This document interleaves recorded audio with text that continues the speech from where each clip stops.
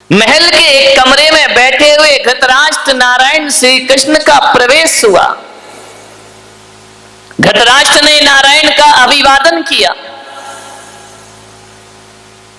और नारायण से पूछा कि हे नारायण, हे माधव, हे मधुसूदन, आज ये धृतराष्ट्र अकेला है इस महल में। जिसके 100 पुत्र पौत्र हुआ करते थे, आज धृतराष्ट्र के पास कोई नहीं है। गांधारी है, वह भी आंखों में पट्टी बांध कर बैठी है। धृतराष्ट्र ने कहा कि माधव, जरा इतना बताओ कि मैंने अपने जीवन में ऐसा कौन सा पाप किया था कि मुझे 100 पुत्रों की लाश पर आंसू बहाना पड़े। माधव, इससे बड़ा दुख संसार में कोई दूसरा नहीं होता है कि पिता के कांधे पर बेटे की अर्थियां उठती हैं, अपने ही सामने अपने पुत्र की मौत हो जाए, अपने ही सामने अपना पुत्र दुनिया से विदा हो जाए, और मैं अभागा धृतराष्ट्र आज यहां बैठ करके विलाप कर रहा हूं, रो रहा हूं। नारायण, मैंने अपने 100 जन्म खंगाल कर देख लिए, मुझे ऐसा कुछ नजर नहीं आया। ऐसा कौन से जन्म में कौन सा पाप हुआ था जिसके कारण मुझे 100 बच्चों की लाश पे आंसू बहाना पड़े। नारायण, जरा ये तो बताओ कि तुमने भी मुझे समझाया, शांति का प्रस्ताव लेकर आए थे, द्रोणाचार्य, कृपाचार्य, सबने मुझे मार्गदर्शन किया। मेरा अनुज विदुर मुझे समझाता रहा, लेकिन मुझे कुछ समझ नहीं आया। हे कृष्ण, मैं युद्ध नहीं चाहता था, मैं इसे टालना चाहता था, लेकिन दुर्योधन दुशासन की समझ ना आया। अब आज कृपा करके मेरी आत्मा को शांति मिले। मैं आत्मगिलानी से भर रहा हूं, अपने ही खानदान के रक्त से सने हैं मेरे हाथ। बस इतना बताओ मधुसूदन कि मैं नियति को बदल क्यों नहीं पाया, मैं नियति का परिवर्तन नहीं कर पाया, मैं होनी को नहीं बदल पाया। लाख मन को समझाया, क्या वजह है कि मैं होनी को अनहोनी ना कर सका। कृष्ण ने कहा, राजन, ये तुम्हारे ही कृत्यों का परिणाम है। एक बात ध्यान रखना, नारायण कृष्ण का कर्मयोग कहता है कि आदमी को जो कुछ भी प्राप्त होता है उसके कर्मों के फल से प्राप्त हुआ करता है। और यही जैन दर्शन कहता है कि यहां कोई किसी का दुश्मन नहीं होता, कोई किसी का मित्र नहीं होता है।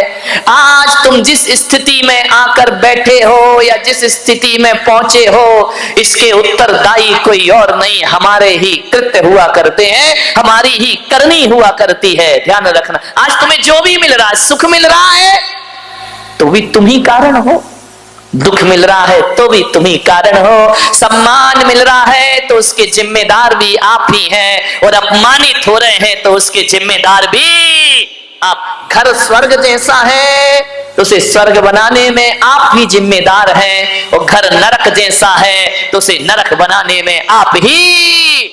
जब जैसी करनी वैसा फल, आज नहीं तो निश्चित कल। नारायण कृष्ण ने कहा कि राजन, महाराज धृतराष्ट्र, ये बात 100 जन्मों की नहीं है। धृतराष्ट्र ने कहा कि मैंने 100 जन्म देख लिए, कुछ नजर नहीं आता, मैंने ऐसा कौन सा पाप कर लिया था तो मुझे 100 पुत्रों पे रोना पड़ रहा है। नारायण कृष्ण ने कहा, बात 100 जन्मों की नहीं है, बात तो 100 जन्म से पहले की है। रोकिए,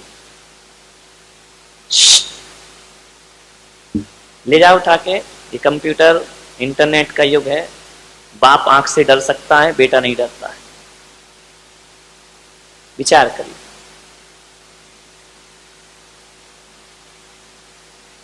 कृष्ण ने कहा कि आज से 100 जन्म पहले तुम बहुत बड़े सम्राट थे। धृतराष्ट्र ने कहा कि मैं सम्राट था? बड़े बड़े संवेदनशील थे, बड़े दयालु थे, आपके अंदर न्याय था, न्याय प्रिय शासक थे तुम। तुम्हारी यश कीर्ति सारी दुनिया में फैली हुई थी। धृतराष्ट्र ने कहा कि हे माधव, क्या 100 जन्म पहले किए कर्मों का फल भी प्राप्त होता है? तो कृष्ण ने कहा कि कुछ कर्म ऐसे होते हैं जिनका फल तुरंत मिलता है, कुछ कर्म ऐसे होते हैं जिनका फल साल भर बाद मिलता है, कुछ कर्म ऐसे होते हैं जिनका फल 20 साल बाद मिलता है, कुछ कर्म ऐसे होते हैं आदमी के जिसका फल बुढ़ापे में मिला करता है, और कुछ कर्म ऐसे होते हैं जिनका फल अगले जन्म में मिलता है, और कुछ कर्म ऐसे होते हैं जिनका फल जन्म जन्मों के बाद प्राप्त हुआ। हजारों वर्षों के बाद भी कर्म अपना फल दे सकता है।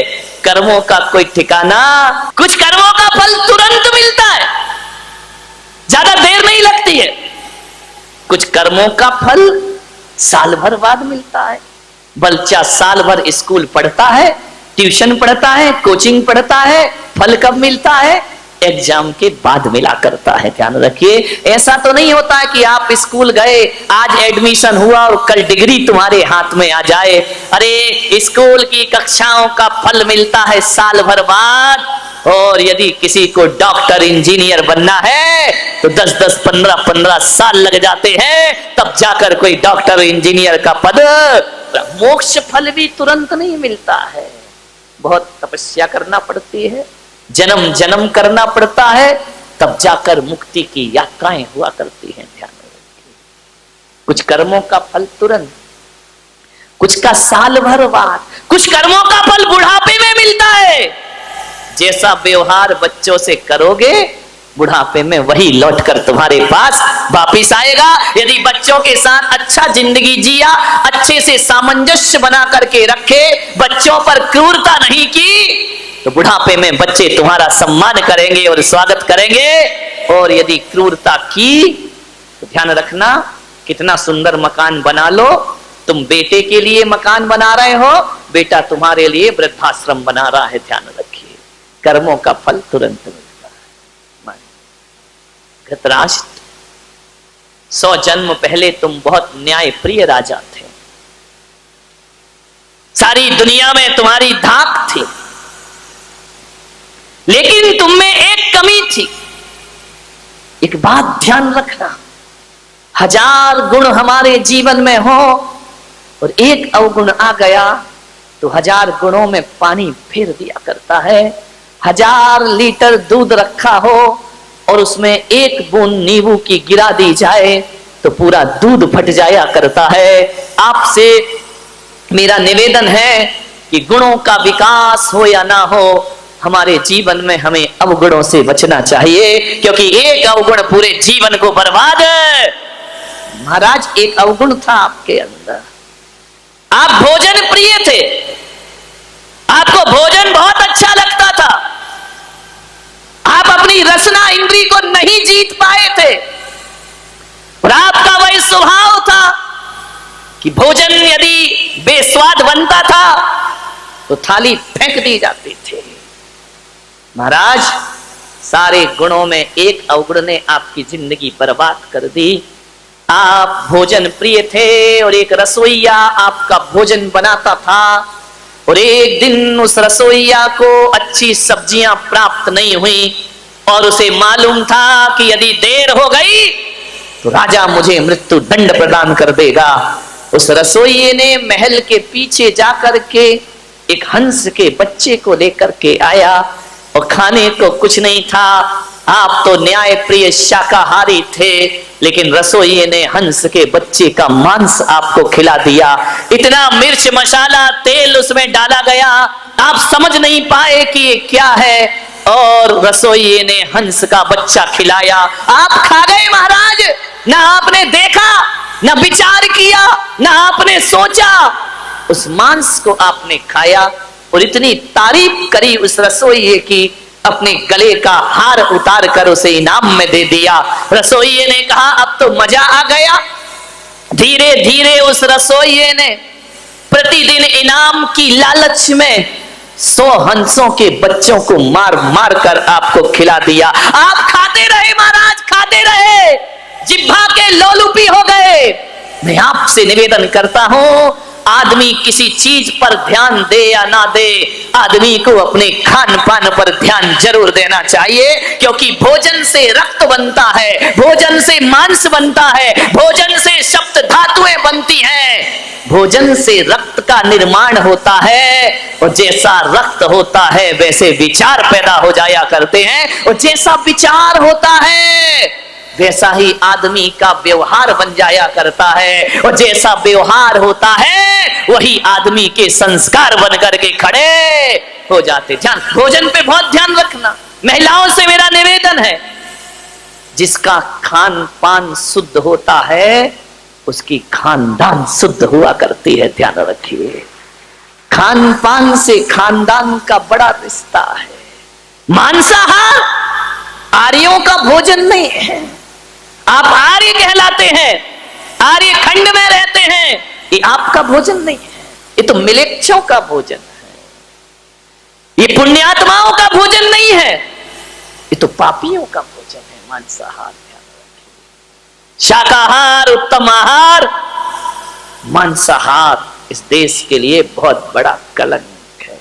ध्यान रखिए, आज अस्पतालों में जाकर के देखना तो शाकाहारी पेशेंट कम मिलते हैं, मांसाहारी पेशेंट ज्यादा मिला करते हैं। कैंसर की शिकायत है, टीबी की शिकायत है, ध्यान रखना, बीपी की शिकायत है, मांसाहारी लोगों को ज्यादा हुआ करती है। ध्यान रखिए, जो मांस भक्षण करते हैं उनसे अस्पताल भरे पड़े हैं। ध्यान रखना।